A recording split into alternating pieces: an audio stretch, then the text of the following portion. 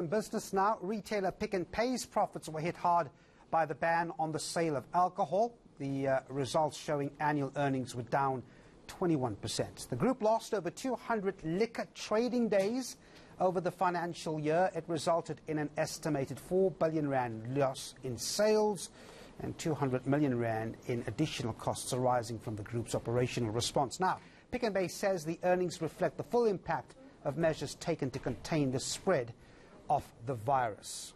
Well, outgoing CEO Richard Brasher joins us now. Thanks very much indeed for your time, Richard. So, through the lockdown last year, you've sold more food compared to the year before. You've sold more clothing. Your online sales spiked, yet your earnings were down 21%. Is this solely the effects of the bans? Yeah, afternoon, Devon. Yeah, thanks for the invitation. Yeah, pretty much. I mean, there's a couple of things that happened during the course of the year. Clearly, it's been a very difficult year for business generally and society with this wretched pandemic. But the biggest impact, obviously, for us as retailers was when things were restricted. And I won't go into the discussions about why they were and whether it was the right or wrong thing. But the net effect is in some fairly significant areas for us, so tobacco, liquor, and in the early days, G&D and clothing. There was significant restrictions compared to the year before.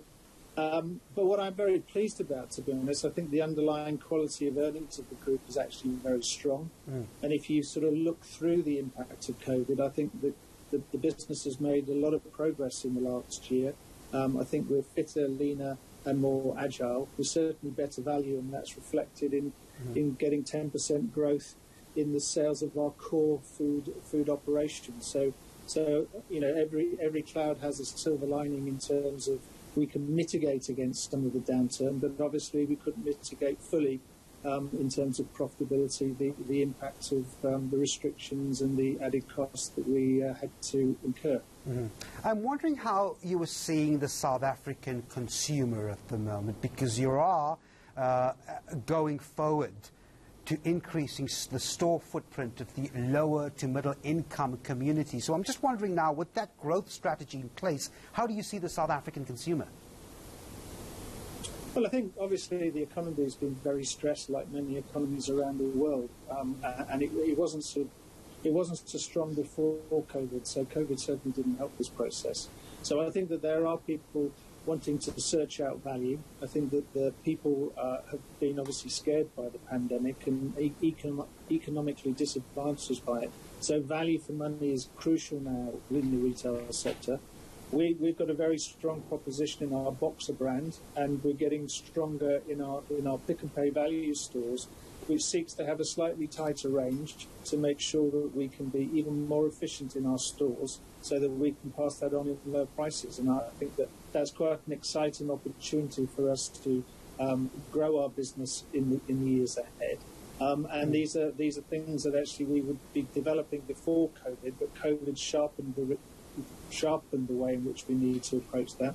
So we're very positive, funny enough, about the work we've done this year. And although the top line profitability looks like it's down, because it is, it's only down marginally. On a comparable basis, it's only 6%. And some of those costs are one-off. So in the coming year, that money will come back to us in terms of the way in which we deliver our profit. So we're very positive and very pleased with this result.